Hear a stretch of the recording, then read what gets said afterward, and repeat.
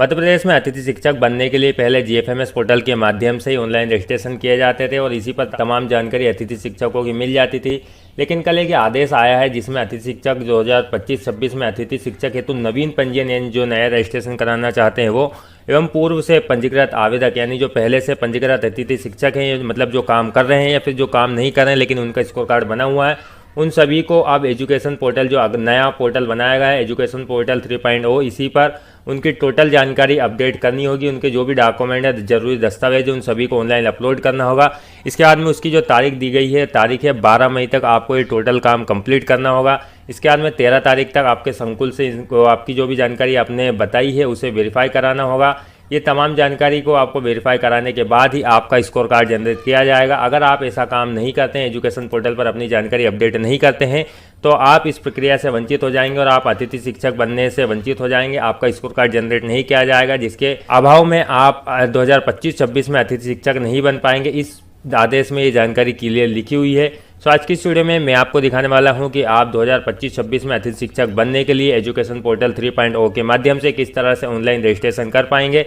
यानी अगर आप पुराने अतिथि शिक्षक हैं या फिर आपका पहले से स्कोर कार्ड बना हुआ है तो आप अपने स्कोर कार्ड में किस तरह से पूरा चेंजेस कर पाएंगे। एजुकेशन पोर्टल 3.0 के माध्यम से आप अपने नए पोर्टल पर कैसे अपना डॉक्यूमेंट अपलोड करेंगे, कैसे क्या प्रक्रिया करने वाली, इसकी तमाम जानकारी आज की इस वीडियो में मैं आपको दिखाने वाला हूँ। तो चलिए आज के वीडियो शुरू करते हैं। शिक्षक की जानकारी ऑनलाइन अपडेट करने के लिए आपको एजुकेशन पोर्टल 3.0 पे आ जाना है, जिसका लिंक आपको इस वीडियो के डिस्क्रिप्शन में मिल जाएगा। वहाँ से इस पोर्टल पर आ जाएंगे। यहाँ आने के बाद में आपको देखिए एक नया विकल्प जोड़ दिया गया है। पहले विकल्प नहीं आ रहा था, गेस्ट फैकल्टी लॉगिन, इस पर आपको क्लिक करना है। इसके बाद में एक नया पेज खुलकर आएगा जिसमें आपको तमाम जानकारी देनी होती है। जैसे कि इसमें थोड़ा सा एक शॉर्टकट में अगर हम देखें तो सबसे पहले रजिस्ट्रेशन करना होता है, जो कि समग्र ई-केवाईसी के माध्यम से किया जाता है। इसके बाद में वेरिफिकेशन किया जाएगा जो संकुल के द्वारा किया जाता है। इसके बाद में आपका स्कोर कार्ड जनरेट हो जाएगा। फिर ऑनलाइन काउंसलिंग की जाएगी, चॉइस फिलिंग की जाएगी, यानी आप कौन सी स्कूल में जाना चाहते हैं पढ़ाने के लिए, कहाँ सीट खाली है।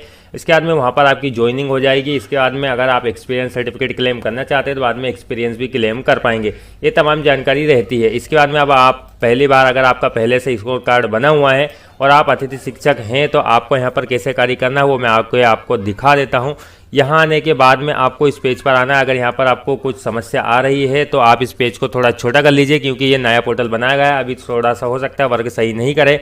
अब यहाँ पर देखिए आपको एक विकल्प दिखाई दे रहा है समग्र ई-केवाईसी। अगर आप नए हैं तो भी आपको इसी पर क्लिक करना है, अगर आप पुराने हैं तो भी आपको इसी पर ही क्लिक करना होगा। समग्र ई-केवाईसी के विकल्प पर क्लिक करेंगे। अब यहाँ पर लिखा है दो विकल्प, न्यू एप्लीकेंट और एग्जिटिंग। अगर आप पहले से अतिथि शिक्षक हैं या फिर आपका पहले से स्कोर कार्ड बना हुआ है, भले आप अतिथि नहीं रहे हों, तो आपको इसी विकल्प को क्लिक करना होगा। अगर आप नए अतिथि है, आपका नया पंजीयन करना है तो आपको न्यू एप्लीकेंट पर क्लिक करना, समग्र आईडी डालना, समग्र के अनुसार आपका पूरा डाटा खुलकर आ जाएगा। इसके बाद में आगे की प्रक्रिया सेम रहेगी। लेकिन अभी हम उन अतिथि का करके बता रहे हैं जो पहले से अतिथि रह चुके हैं, फिर उनका स्कोर कार्ड बना हुआ है। उनका स्कोर कार्ड में जो मोबाइल नंबर दिया गया है वो वाला मोबाइल नंबर यहाँ देना है। सेंड ओटीपी पर क्लिक करना है। ने जो मोबाइल नंबर दिया होगा उस पर एक 6 अंकों का ओटीपी सेंड किया जाएगा। ओटीपी यहाँ डालेंगे, वेरीफाई ओटीपी पर क्लिक करेंगे। आपके पुराने स्कोर कार्ड के हिसाब से आपकी तमाम जानकारी खुलकर आ जाएगी, जैसे आपका नाम, आपका फादर नेम, मदर नेम, आपका जेंडर, आपके डेट ऑफ बर्थ और आपका मोबाइल नंबर जो आपने दिया था वो। अब आपको समग्र आईडी के अनुसार आपकी जानकारी यहाँ पर लेना होगी। तो इससे पहले अगर आपने अपना समग्र आईडी का ई-केवाईसी नहीं किया है तो सबसे पहले आप अपना समग्र आईडी का ई-केवाईसी कर लें, क्योंकि अगर आपका समग्र आईडी में डाटा गलत है तो इस पोर्टल पर भी गलत आएगा। इसलिए आप समग्र आईडी का ई-केवाईसी इस वाले वीडियो को देखकर कर सकते हैं। इसका लिंक आपको इस वीडियो के डिस्क्रिप्शन में मिल जाएगा। आप सबसे पहले अपना समग्र ई-केवाईसी करें। समग्र के बाद में आपकी जो 9 अंकों की सदस्य आईडी है, सदस्य आईडी आप यहाँ डालेंगे। गेट समग्र इन्फो, इस पर आपको क्लिक करना है। समग्र आईडी के अनुसार आपका पूरा डाटा खुलकर आ जाएगा। आप इसे मैच कर लेंगे। अगर कुछ गलत लग रहा है तो आपको उससे पहले सुधार करा लेना होगा। उसके बाद में यहाँ पर आपके समग्र आईडी में जो मोबाइल नंबर लिंक होगा उस पर एक ओटीपी सेंड किया जाएगा। उस ओटीपी को आपको यहाँ डालना है। वेरीफाई ओटीपी पर क्लिक करना है तो आपका मोबाइल नंबर वेरीफाई कर लिया जाएगा। समग्र आईडी का डाटा वेरीफाई होने के बाद में कुछ इस तरह का मैसेज आएगा, समग्र वेरिफिकेशन डन, और आपका जो आईडी और पासवर्ड यहाँ पर क्रिएट होकर आ जाएगा। लेकिन अगर किसी कंडीशन में यहाँ पर आपका आईडी पासवर्ड नहीं आता है, जैसे कि मैंने अभी करा है, आईडी पासवर्ड नहीं आया है, तो वापस से आपको आपके एजुकेशन पोर्टल पर आ जाना है। यहाँ पर आपको दिखाई दे रहा है नो यूर आईडी, इसी पर आपको क्लिक करना है। यहाँ से आप अपनी आईडी देख पाएंगे अगर आपको आईडी प्राप्त नहीं हुई है तो। अब आपने अभी जो मोबाइल नंबर दिया था वो मोबाइल नंबर यहाँ डालेंगे, सर्च पर क्लिक करेंगे। आपका नाम आ गया है, आपका मोबाइल नंबर आ गया है। इसके अनुसार आपकी गेस्ट फैकल्टी की आईडी यानी आपका जो यूज़र नेम है, ये यूज़र नेम यहाँ पर आ गया है GTA, और जो भी आपका यूज़र नेम रहेगा इस तरह से आपको दिखाई देगा। ये आपका यूज़र नेम है, आप चाहें तो इसे कॉपी कर लेंगे या फिर कहीं पर नोट कर लेंगे। इसके बाद में आपको दोबारा से लॉगिन पेज पर आना है। अब पासवर्ड आ गया है तो ठीक है, अगर नहीं आया तो आपको यहाँ पर एक फॉरगेट पासवर्ड का विकल्प आपको दिखाई दे रहा है, इसी पर आपको क्लिक करना है। यहाँ से आप अपना पासवर्ड नया बना पाएंगे या फिर अपना पासवर्ड जो है गलत हो आया है तो आप उसे फॉरगेट कर पाएंगे। यहाँ पर आपका जो यूज़र ID है ना, अभी आपने जो देखा था वो यूज़र ID GTA वाला आप यहाँ डालेंगे। मोबाइल नंबर जो भी आपने दिया था वो वाला मोबाइल नंबर यहाँ डालेंगे। नया पासवर्ड आप अपने अनुसार जो भी पासवर्ड बनाना चाहते हैं, कुछ इस तरह से आपको एक स्ट्रॉन्ग पासवर्ड बना लेना है। दोबारा से आपने जो पासवर्ड बनाया था वो पासवर्ड आपको यहाँ पर बनाना है। पासवर्ड 8 से 16 कैरेक्टर के बीच में होना चाहिए। पासवर्ड बनाने के बाद में सेंड OTP करेंगे तो ये वाला जो मोबाइल नंबर आपने दिया था इस पर एक OTP सेंड किया जाएगा। आपके मोबाइल नंबर पर एक जो 6 अंकों का OTP आया है, OTP यहाँ डालेंगे, वेरीफाई OTP और चेंज पासवर्ड पर क्लिक करेंगे। पासवर्ड चेंज सक्सेसफुली का मैसेज भी आ गया है, ओके पर क्लिक कर देना है। आपका ये पासवर्ड बन गया है। अब आपका ये यूजर नेम और पासवर्ड है, इसी के माध्यम से आप लॉगिन कर पाएंगे। होम पेज पर आ जाना है। यहाँ पर आपको आपका जो ID पासवर्ड आपने बनाया था उससे आपको लॉगिन करना होगा। अभी तक आपने जो वीडियो देखा ये मैंने पहले रिकॉर्ड कर लिया था, लेकिन जब से अपडेट इन्फॉर्मेशन का विकल्प नहीं आया है तो वो वीडियो रिकॉर्ड नहीं कर पाया था। आज 7 तारीख को मैं ये वीडियो दोबारा से रिकॉर्ड कर रहा हूँ। इसके आगे की प्रोसेस आप 7 तारीख के बाद की देख पाएंगे। यहाँ आने के बाद में आपका जो ID आपने अभी जो बनाया था GTA वाला ID डालेंगे। यहाँ पर आपने जो पासवर्ड अपने अनुसार जो बनाया था वो पासवर्ड यहाँ डालेंगे। कैप्चा कोड दिखाई दे रहा है, कैप्चा यहाँ डालेंगे।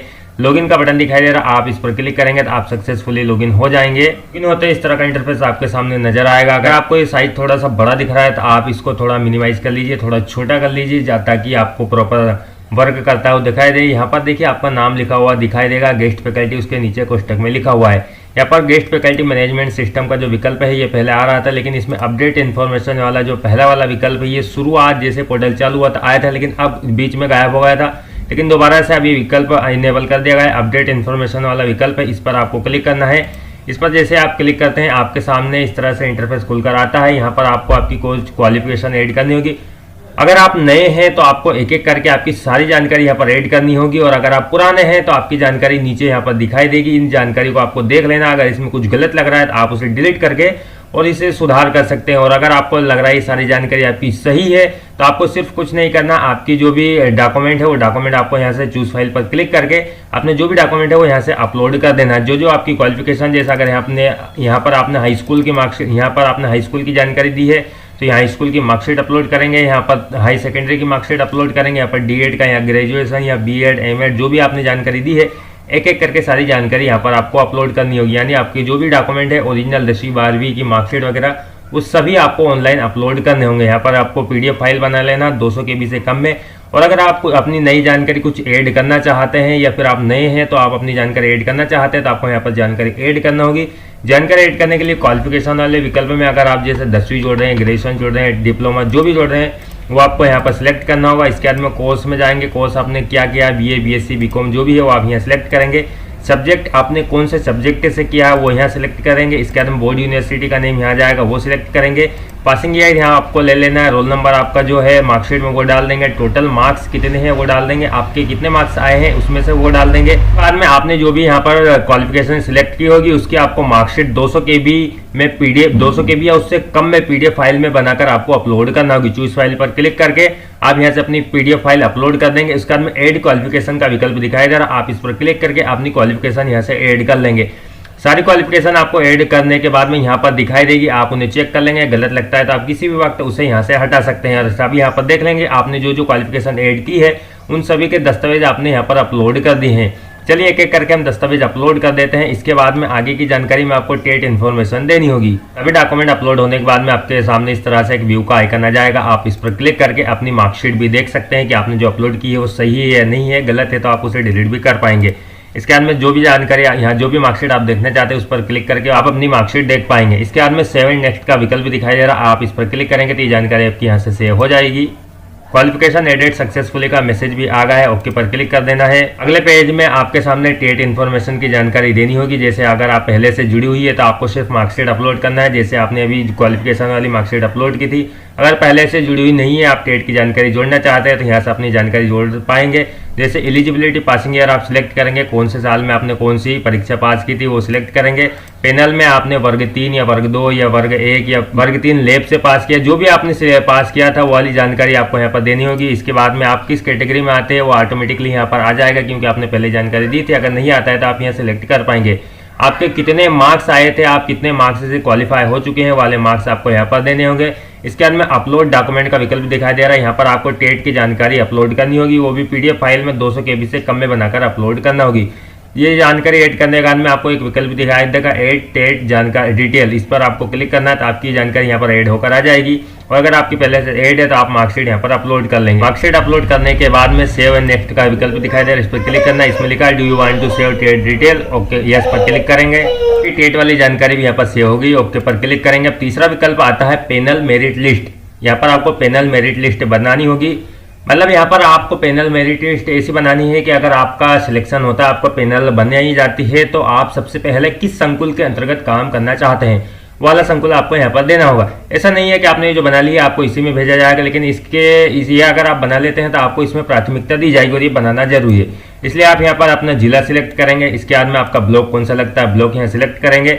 संकुल आपका इस ब्लॉक के अंतर्गत जितने संकुल आते हैं आपको वो उसमें से एक संकुल आपका जो नजदीकी संकुल है, फिर आप जिस संकुल के अंतर्गत जाना चाहते हैं वाला संकुल आप यहाँ पर सिलेक्ट कर लेंगे। फिर आप कोई सा भी जो आपको बेहतर लगता है वो संकुल आप यहाँ सिलेक्ट करेंगे।